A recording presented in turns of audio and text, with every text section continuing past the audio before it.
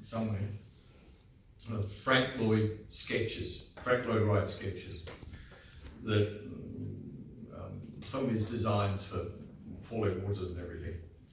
And really it's a book of the most amateurish doodles. And these became the most, there's no thing about the weight-bearing capacity of steel girders. It starts with this really simple little sketches, beautiful ways of learning. Talking about Utzon, when he put his submission in that became the Opera House, he literally just did that. There's hardly any plans.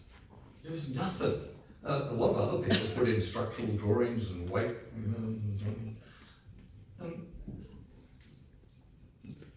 that's what brilliance is.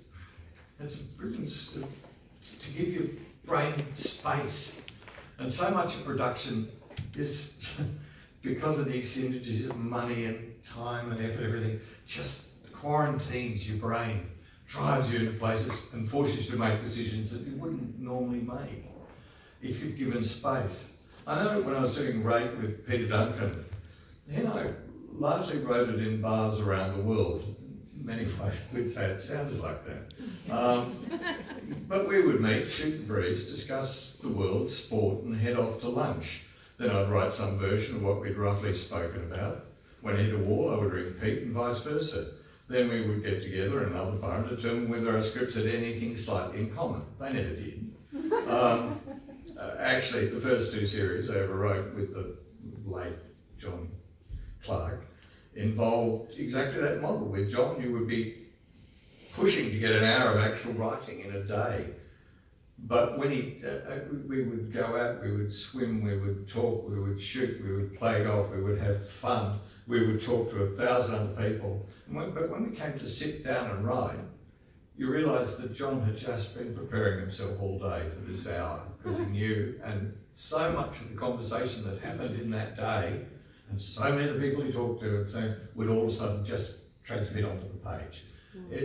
Watching him write was, Andrew and various other people who were watching me write, and I'll write about 100 pages and then I'll toss it back. John would just write seamless sentences, and they would all come from what he'd been processing that day.